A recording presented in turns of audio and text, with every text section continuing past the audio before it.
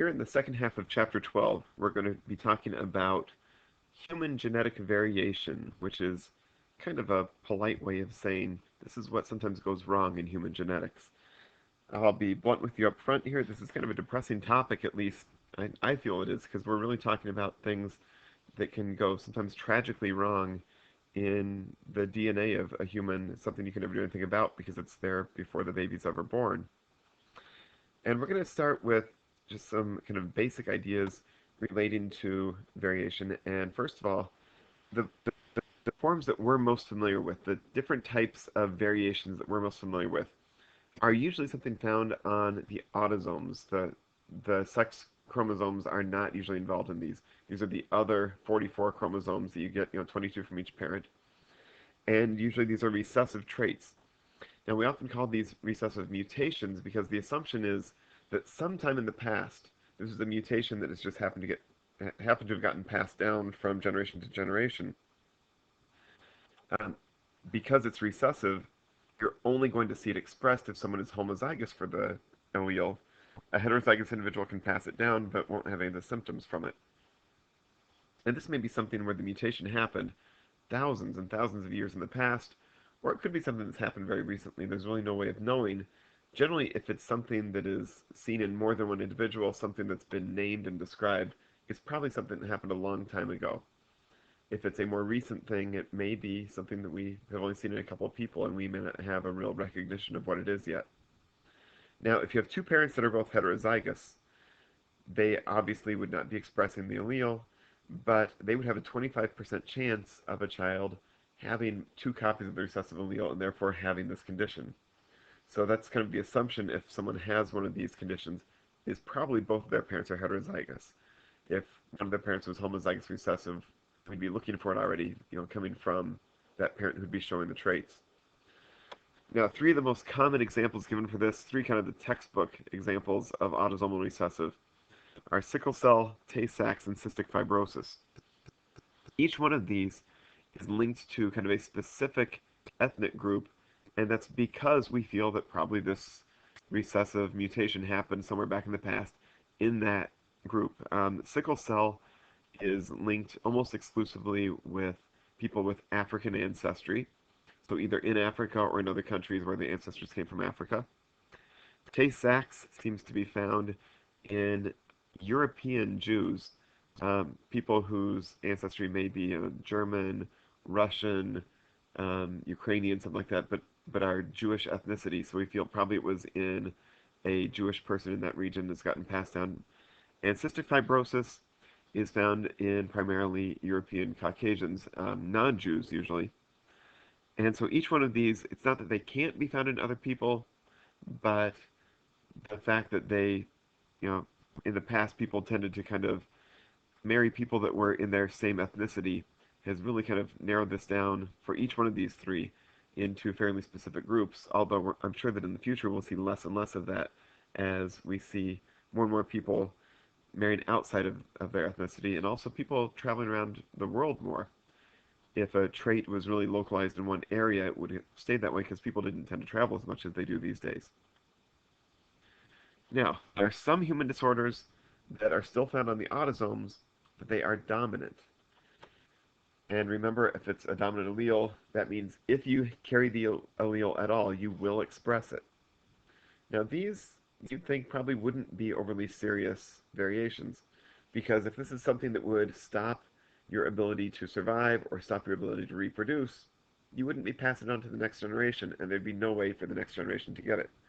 So it kind of makes sense to most people that these things shouldn't be very common, unless it's something that either allows you to survive and reproduce and not be overly affected in it, or if it's something that affects you after you have already reproduced. Now, the two most famous cases of autosomal dominant mutations, and ones that are fairly common in all different parts of the world, are achondroplasia and Huntington's disease. Achondroplasia is the most famous and most common type of dwarfism, and this is something that obviously does not affect someone's ability to survive, does not affect their ability to reproduce. There are some health implications there, but generally these people live lives that are pretty typical compared to someone who does not have achondroplasia. Huntington's disease, however, is a really horrible disease that acts almost like a time bomb. It tends to show up in people when they are usually in their 40s with no symptoms whatsoever before that, and it starts as kind of slight tremors in how the gross muscles work, so like hand tremors, leg tremors, and it then rapidly accelerates to a point where the body loses all control of voluntary muscle motion and does become a fatal disease. And the really horrible thing is, because it hits in your 40s, usually for most people, they've already had children at this point. So horrible for them when they realize they have the disease and realize there's a 50% chance they give it to their children. And of course, very horrible for their children watching their parents go through this, having their parents die at a younger age than is typical, and then knowing they themselves are at a very high risk for getting it in the future. Now, there are other disorders that are what we call X-linked, and we talked about this briefly when we talked about the sex chromosomes. X-linked disorders tend to show up the most often in males because they are recessive. They don't show up in heterozygous females. A heterozygous female, just like any other trait, can pass it down but won't express it. So if a female's heterozygous for an X-linked trait, we call them a carrier. They can pass it down but they won't show it. But males, if they have just the one single recessive allele, will show it because they don't have a second allele that could be dominant to cover it up. The only way males can get this, since it's on the X chromosome, is from their mothers, because males get their X chromosome from their mom. And if a male has the condition, he can't pass it to his sons. He can only pass it down to his daughter. Now, the only way a woman can end up with showing one of these conditions is if the father is expressing the form and the mother is at least a carrier or is also expressing it. The two most well-known examples of X-linked recessive disorders in humans are red-green color blindness, which is the most common type of color blindness in humans. According to most studies, it affects almost 10% of males, somewhere in the 5 to 10% range of males. And this includes even a lot of males who don't even realize they have it. There's really no way for us to know if we see colors the same way other people see colors, but there's a confusion between certain shades of red and certain shades of green in people with red-green color blindness. And the most common type of hemophilia, where the blood does not clot, is also an X-linked recessive disorder, and that shows up, again, most commonly in males because of that. Now, another category to talk about in terms of variations is abnormalities in the chromosomes themselves. What we've been talking about so far are genes that are a problem, and in some cases, like for instance, sickle cell is one single base pair that is mutated from the typical form.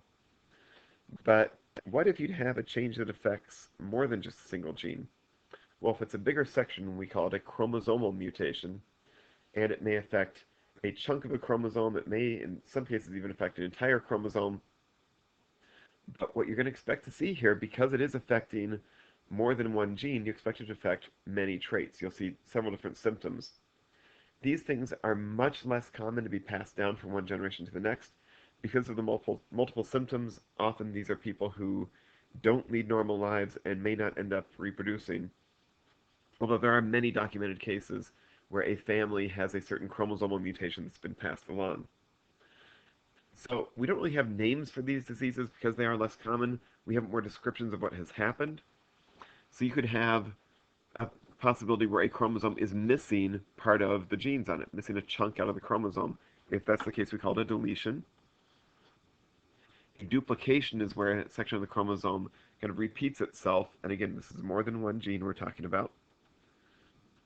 An inversion is when part of the chromosome almost gets flipped upside down inside the chromosome, and is basically then being read backwards. It'd be like taking a paragraph in a book and reversing every letter in that paragraph. And if you're trying to read it from beginning to end, it's not going to have the same meaning anymore.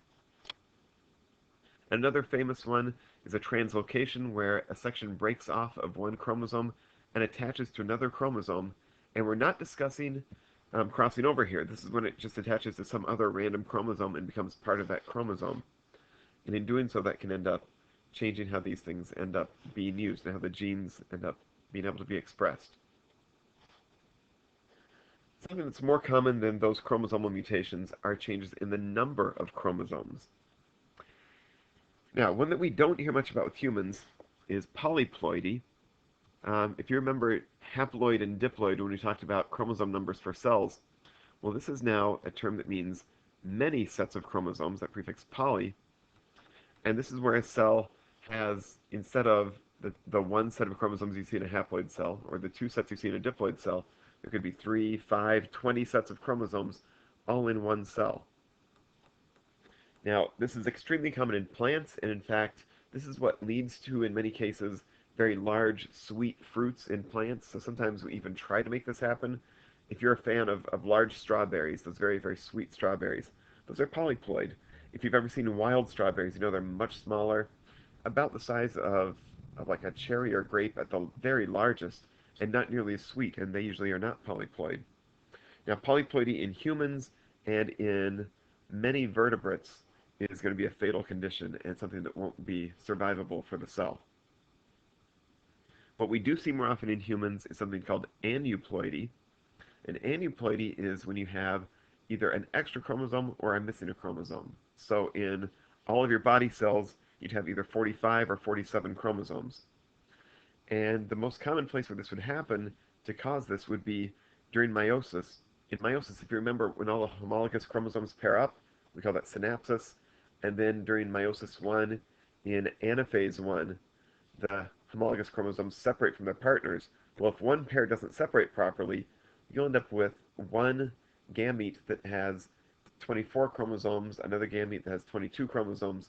If either one of those is involved in fertilization, then you'll end up with an individual who has aneuploidy. By far, the most famous aneuploidy is Down syndrome. It's probably the most famous of all the genetic conditions in humans because it's extremely common. Another name for it, its often proper name is trisomy 21, and what that name means is that chromosome pair number 21 is not just paired, there's actually a triplet set there. There are 3 of chromosome number 21. So if you look on a karyotype for a person, you would definitely see that extra chromosome here. Now, the current rate in humans is approximately 1 in 1,000 live births that have Down syndrome. So in other words, about 0.1% of all people have Down syndrome. And I'm guessing probably every one of you has met someone or knows someone who has Down syndrome. It is a very famous, very well-known condition. And we do know a few things about it. One thing we know about it is it happens more frequently in older mothers.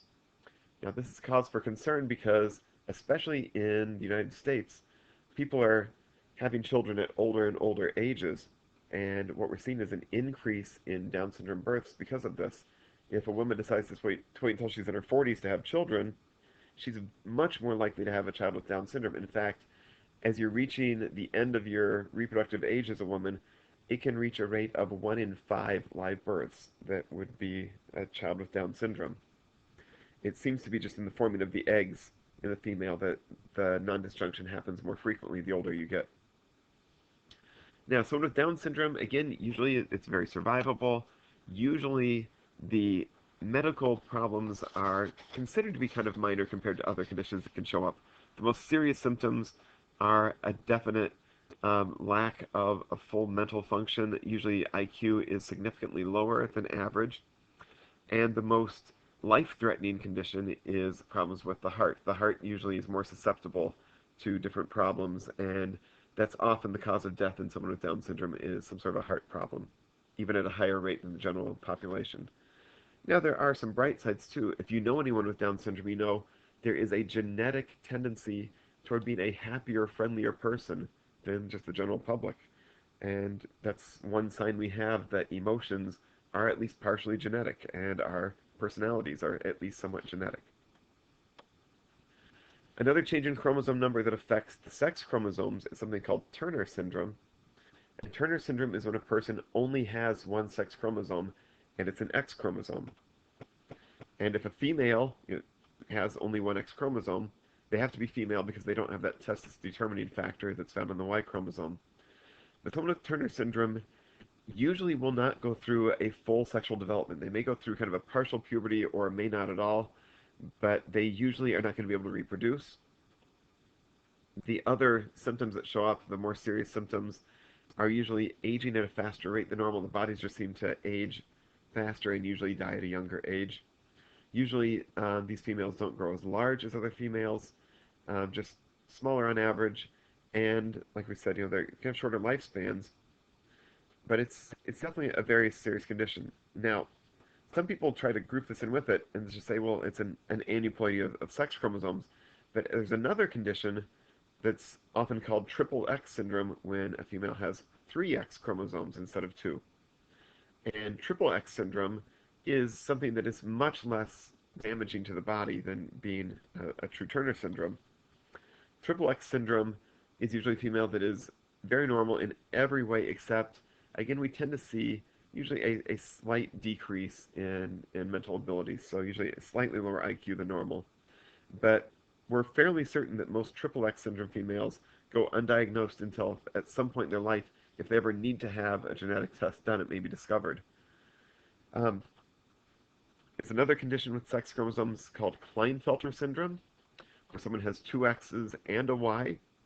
Now, because this person has a Y chromosome, they will be male, but those two X's do end up changing some things. Usually, again, we see an incomplete sexual development, maybe a partial puberty, maybe none at all. But if there is a partial puberty, often there are some somewhat female characteristics and traits that show up, especially like maybe some slight breast development or widening of the hips. Often the body build is just more typical of a female's body appearance than a male's body appearance. Usually not able to reproduce again. And we seem to see this as a common trait when there are extra numbers of chromosomes or missing chromosomes. Again, lower intelligence again. These people, as opposed to Turner syndrome, tend to be larger in body size than average.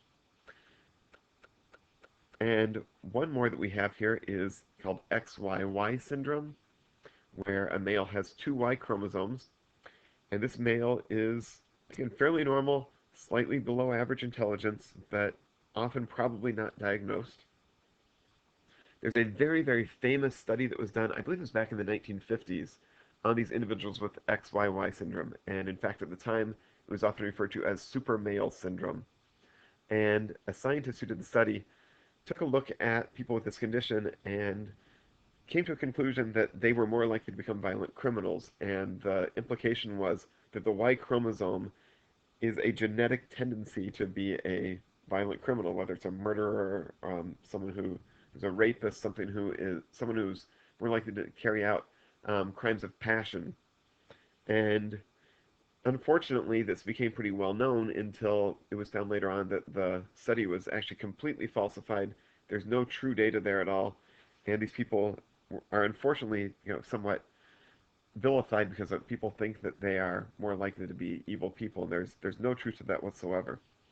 In fact, XYY along with triple X and XXY are all ones that are very often not diagnosed. These people are normal enough that no one would look at them and say, oh, there seems to be a problem here where there's something not right about them.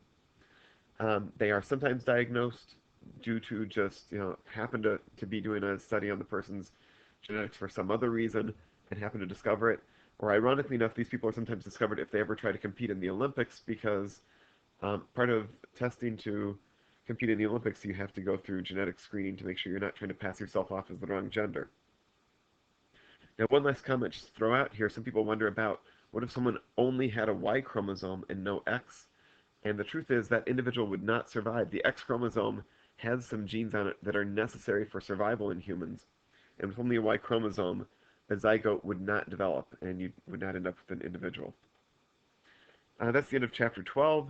That's the end of our 4 chapters, 9 through 12, for our next test. So if you have any questions, please bring those to class. And please do come in if you have any questions, anything you want to talk about. We can definitely do that. It's a chance to make sure that I really know that you're understanding what you've been listening to here, and for you to make sure that you understand what you need to know for the test that we'll be taking. Have a good day.